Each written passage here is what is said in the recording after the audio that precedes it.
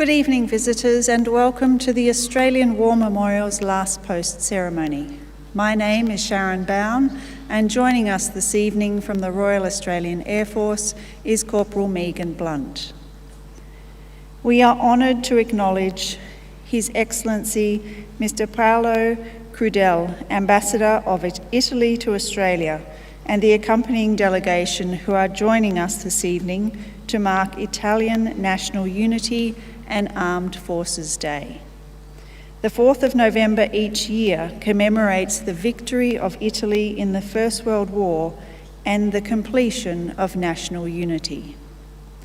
We are also honoured to acknowledge General Angus Campbell, Chief of the Defence Force, Rear Admiral Ian Murray, representing the Chief of Navy, Brigadier Marcus Fogarty, representing the Chief of Army, and Air Commodore Hayden Marshall, representing the Chief of Air Force.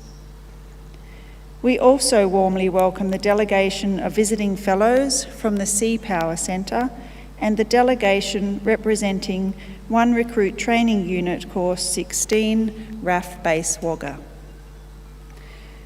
We welcome the veterans who have served, those that are still serving, and the families that love and support them. The live stream of this ceremony is made possible by the Returned and Services League of Australia and the RSL and Services Clubs Association. We welcome members who are watching the broadcast of the ceremony across Australia. During this evening's ceremony, wreaths will be laid at the base of the Pool of Reflection by visitors to the memorial and by students on behalf of One School Global, Albury Campus, New South Wales. If you are able, would you now please stand and join in singing the National Anthem?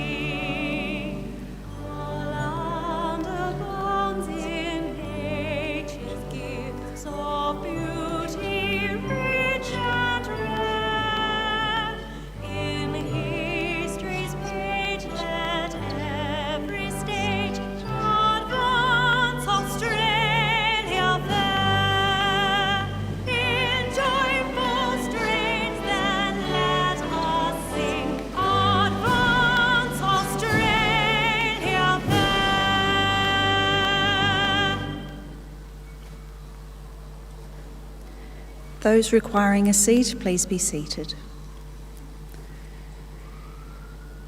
The Australian War Memorial was the vision of Charles Bean, Australia's First World War official historian. Bean landed with the Australian troops on Gallipoli and stayed with them at the front through to the end of the war. The idea of this national memorial and museum came to him at Pozières, France, in the depths of the bloody fighting of 1916. Bean's idea was that this would be a place where families and friends could mourn loved ones buried in faraway places. It would also be a place that could help all Australians understand what these men and women had endured and what they had done for us. Bean's vision, to which we remain true, is best expressed as inscribed in the entrance to the memorial's galleries. Here is their spirit, in the heart of the land they loved, and here we guard the record which they themselves made. Tonight we will read the story behind just one of those on the Roll of Honour, which lists the names of more than 103,000 men and women who have given their lives for us in war and on operations for more than a century. But first we present a lament, Flowers of the Forest. Wreaths and floral tributes will now be laid at the base of the Pool of Reflection.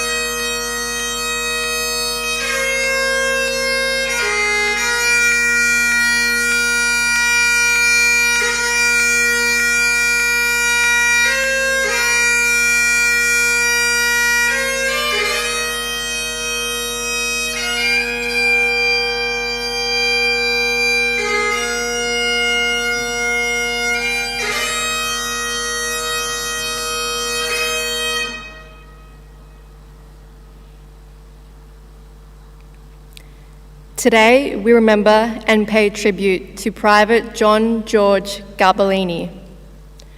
John Garbellini was born in 1891 in Bulwara, Victoria. Commonly known by his middle name George, he was the elder of 2 children, born to farmer Peter Garbellini and his wife Jane. George received his education at Bulwara State School and was known as a talented all-round athlete. At the outbreak of the First World War in 1914, he was working as a labourer in the Gippsland region. George Garbellini enlisted in the Australian Imperial Force on the 3rd of February 1915.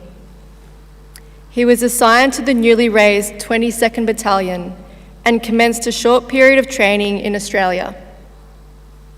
He embarked for active service in May that year, sailing from Melbourne on board the troop ship Ulysses.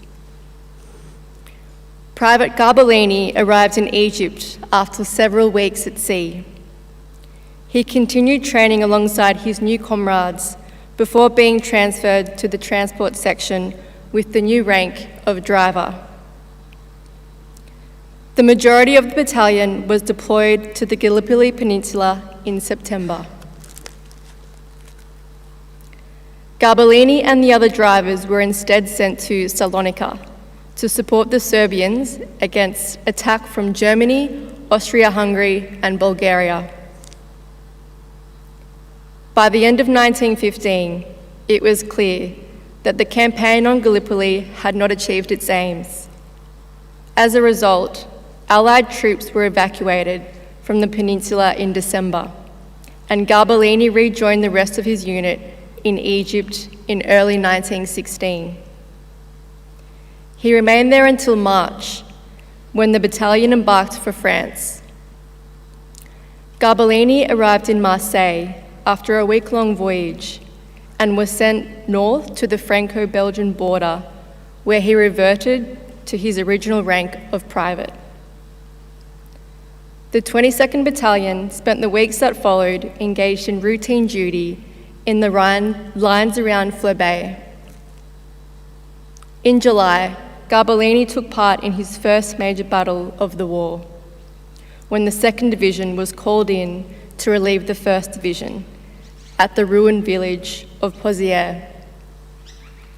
There, the men were subject to relentless artillery bombardment, as well as machine gun and sniper fire from enemy lines on the heights east of the village. The 22nd Battalion served 2 stints in the lines at Pozières before being moved to the comparatively quiet Belgian front in late September, when Garbellini was made Lance Corporal. His unit remained in Belgium, engaged in training and maintenance activities until November, when they returned to the Somme as a bitterly cold winter set in.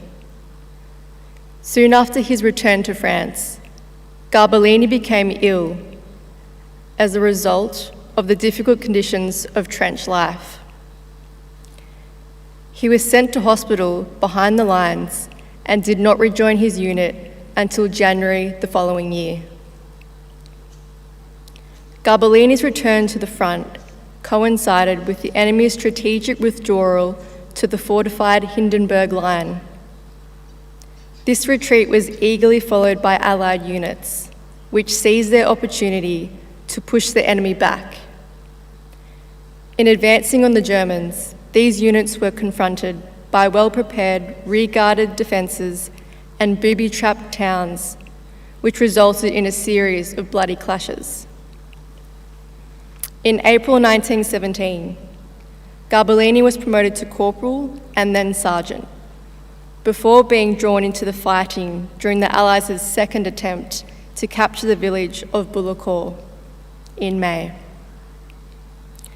An attack on the village the month before had resulted in carnage. Under heavy machine gun and artillery fire, and without the expected support of tanks, Australian units suffered over 3,000 casualties in one day. Under cover of the Allied barrage, the second attack on Bullecourt commenced at 3:45 a.m. on the 3rd of May. Members of the 5th Brigade moved off from their position and headed towards the enemy trenches. Minutes later, the enemy opened its own artillery barrage on the advancing troops, causing many casualties and forcing the Allies back. On this occasion, the Allied units successfully took their objectives after more than a week of fighting. This came at a cost of a further 7,000 casualties. Among the dead was Sergeant George Garbellini, who was killed by a German sniper. He was last seen crossing no man's land, taking his machine gun into action when he was shot through the head and killed instantly. His body was later recovered and buried nearby at Tilloy British Cemetery, where his remains lie today beneath the inscription chosen by his parents, "Safe in the arms of Jesus." Sergeant George Garbellini was 26 years old. His name is listed on the Roll of Honour on my right, among almost 62,000 Australians who died while serving in the First World War. His photograph is displayed today beside the pool of reflection. This is but one of the many stories of service and sacrifice told here at the Australian War Memorial. We now remember Private John George Garbellini, who gave his life for us, for our freedoms, and in the hope of a better world.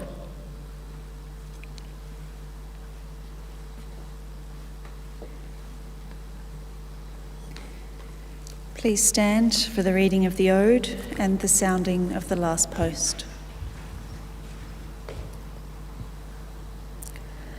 They shall grow not old, as we that are left grow old. Age shall not weary them, nor the years condemn.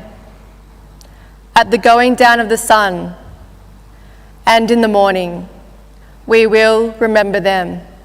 We will remember them.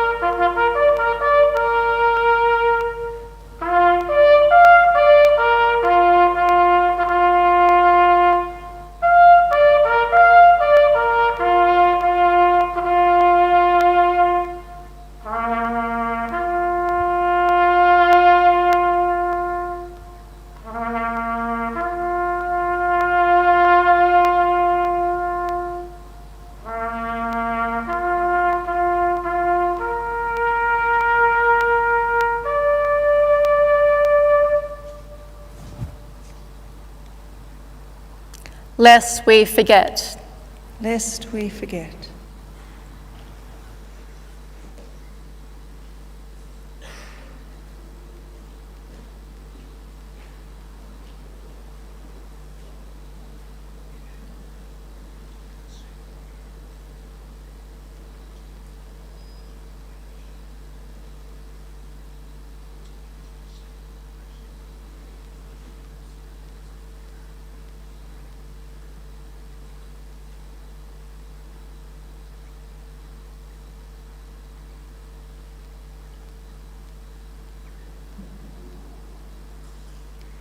We leave you this evening with the words of the memorial's founder, Charles Bean.